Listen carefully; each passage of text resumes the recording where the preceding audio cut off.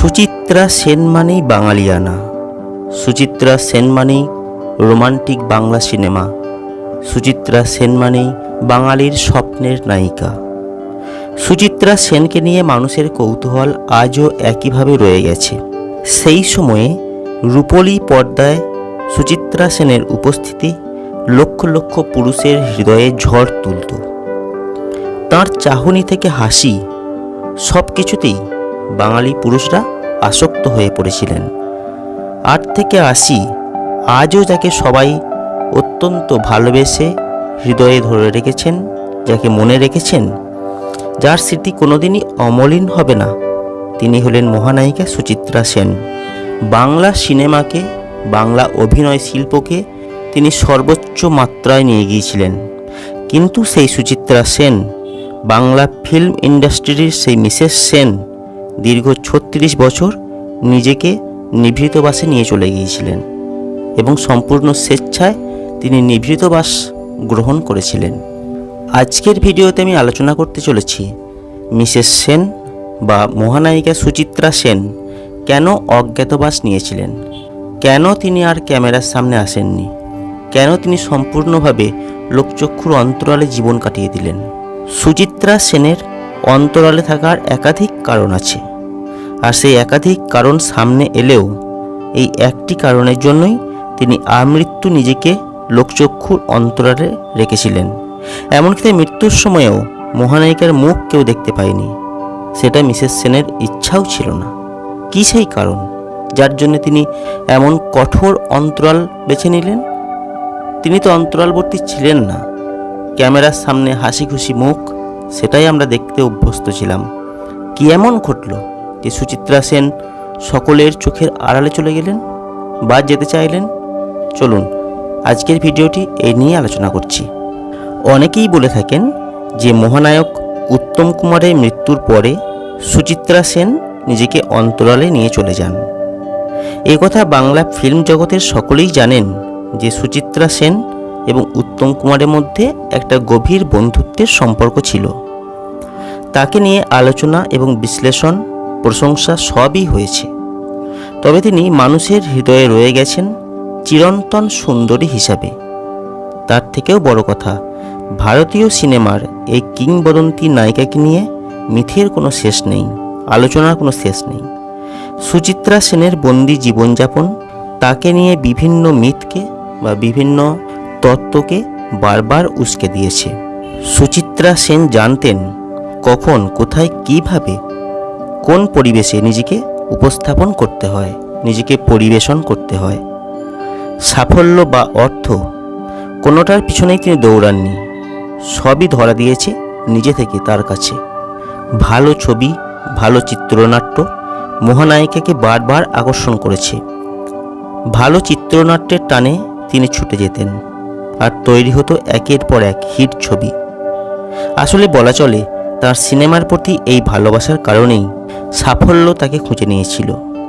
এতদিন পর্যন্ত যে সমস্ত অভিনেত্রীদের ফিল্ম ইন্ডাস্ট্রি পেয়েছে তারা সাধারণত লাইমলাইটে থাকতেই ভালোবাসতেন, কিন্তু সুচিত্রা সেন ছিলেন সব কিছুর ব্যতিক্রম। ক্যারিয়ারের মধ্য গগনে এসে তিনি আচমকা অন্তরালে চলে যান। সেই নিভৃতবাস চলেছিল তার মৃত্যু পর্যন্ত। পাবনা জেলার রমা দাশগুপ্ত এসেছিলেন কলকাতা শহরে, কিন্তু তার প্রতিভা তাকে বানিয়ে তুলেছিল মিসেস সেন বা ম্যাডাম। আজও মহানায়িকা বলতে বাঙালি চেনেন একজনকেই, তিনি হলেন সুচিত্রা সেন। ক্যারিয়ারের শুরুর 10 বছরের মাথায় এসেছিল জীবনের অন্যতম সেরা স্বীকৃতি। সপ্তপদী ছবির জন্য তিনি পেয়েছিলেন প্রথম আন্তর্জাতিক পুরস্কার। সুচিত্রা সেন প্রথম ভারতীয় অভিনেত্রী যিনি এই স্বীকৃতি পেয়েছিলেন। বরাবরই তিনি ছিলেন জেদি এবং দৃঢ়চেতা স্বভাবের। 1978 সালে সুচিত্রা সেন বাংলা সিনেমা জগৎকে বিদায় জানিয়েছিলেন। বছরের পর বছর তিনি চলে গিয়েছিলেন অন্তরালে, আর তারপর রামকৃষ্ণ আশ্রমে দীক্ষা নিয়েছিলেন তিনি। শেষবার মহানায়িকাকে দেখতে পাওয়া গিয়েছিল ভোট দেবার জন্য। তারপরে আর কখনো তিনি জনসমক্ষে আসেননি। উত্তম কুমার এবং সুচিত্রা সেন অনস্ক্রিনে একে অন্যের পরিপূরক ছিলেন। তাদের জুটি এতটাই বিখ্যাত ছিল এখনও অবধি মানুষ প্রেমিক ও প্রেমিকার জুটির উপমা হিসেবে বেছে নেন উত্তম সুচিত্রাকে। সুচিত্রা ছাড়াও উত্তম কুমার বহু নায়িকার সাথে অভিনয় করলেও সুচিত্রার আগমন তাকে সম্পূর্ণ করত। আর অন্যদিকে সুচিত্রা সেন অন্যান্য নায়কের সাথে হিন্দি ও বাংলা ফিল্মে অভিনয় করলেও উত্তম কুমারের সঙ্গে তার জুটি বাঙালিকে মুগ্ধ করত। কিন্তু বাংলা ফিল্ম ইন্ডাস্ট্রির আকাশে হঠাৎই ঘনিয়ে এলো কালো মেঘ। মহানায়ক উত্তম কুমারের অকাল প্রয়াণ ঘটল। ভেঙে গেল বাঙালির চিরকালীন উত্তম সুচিত্রা জুটি। রয়ে গেল একরাশ নস্টালজিয়া। কিন্তু সুচিত্রা ছিলেন পেশাদার অভিনেত্রী, অথচ তাঁর পেশাদারিত্ব যোগ্য মর্যাদা পেল না। প্রযোজক এবং পরিচালকদের একাংশের মনে হলো সুচিত্রা সেন একা মূল্যহীন। অথচ এই নায়িকা সেই সময় মুম্বাইয়ের বুকে রীতিমতো তারকা হয়ে উঠেছিলেন। তবুও কলকাতায় ফিরেছিলেন তিনি। তথাকথিত সুচিত্রা অনুরাগীদের মনে হলো উত্তম ছাড়া সুচিত্রা সেন বাংলা সিনেমাতে গ্রহণযোগ্য নন। পরমা সুন্দরী সুচিত্রার বয়স এবং তার চেহারা নিয়ে কটাক্ষ করা হলো ফরিয়াদ ফিল্মের মুক্তির পর। ফরিয়াদে সুচিত্রার চরিত্র ছিল একটি মায়ের চরিত্র, যিনি সন্তানকে মানুষ করতে, তাকে পড়াশোনা করাতে অবলীলায় রাতের পর রাত গান গাইতেন। সেই সময়ে চরিত্রের প্রয়োজনে সুচিত্রা বিশেষ কিছু পোশাক পরলেও সেগুলি তেমন খোলামেলা ছিল না। কিন্তু মেয়েদের কুড়িতে বুড়ি মনে করা এই সমাজ সুচিত্রার সেরা অভিনয়কে অনুভব করতে পারল না। তাকে বয়স এবং চেহারা দিয়ে অপমান করল।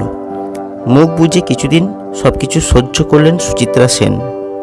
তিনি ভেবেছিলেন মানুষ হয়তো ভুল বুঝবে, কিন্তু তিনি জানতেন না এক নারীকে সঠিক মর্যাদা আমাদের সমাজ এখনও দিতে শেখেনি। 1978 সালে সুচিত্রা সেন প্রণয় পাশা নামে একটি সিনেমায় অভিনয় করলেন। এটি ছিল তার শেষ সিনেমা। সিনেমাটি ফ্লপ হয়েছিল। এতে তিনি দারুণভাবে মনোকষ্টে ভেঙে পড়েন এবং রামকৃষ্ণ মিশনে দীক্ষা নিয়েছিলেন। সেখানে তার সঙ্গে দেখা হয়েছিল পবিত্র ধর্মগুরু ভারত মহারাজের। মহানায়িকা নাকি মহারাজের পায়ের কাছে বসে অনেক কেঁদেছিলেন। সুচিত্রা সেনকে নিয়ে লেখালেখি করতেন সাংবাদিক গোপাল কৃষ্ণ রায়। তিনি বইতে লিখেছিলেন সুচিত্রা সেন ভরত মহারাজের কাছে কান্নাকাটি করেছিলেন। সেখান থেকেই জানা যায় ভারত মহারাজ মহানায়িকাকে বলেছিলেন অর্থের প্রতি লোভ ত্যাগ করতে।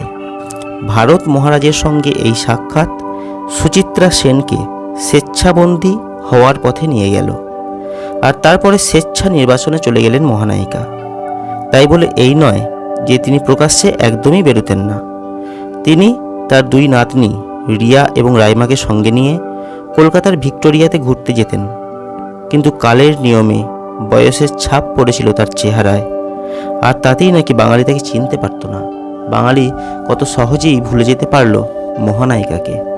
মহানায়িকার অভিনয়, মহানায়িকার সিনেমাগুলি বাঙালি দর্শক, বাঙালি পাঠক মাথায় করে রাখলেও ব্যক্তি সুচিত্রা সেনকে কত সহজেই ভুলে গেল, কত সহজেই অপমান করতে পারল। এই হলো মহানায়িকা সুচিত্রা সেনের জীবনের একটি অধ্যায়। কেমন লাগলো আজকের ভিডিও নিশ্চয়ই কমেন্ট করে জানাবেন। যদি ভালো লাগে লাইক করবেন, শেয়ার করবেন আর অবশ্যই চ্যানেলটিকে সাবস্ক্রাইব করবেন।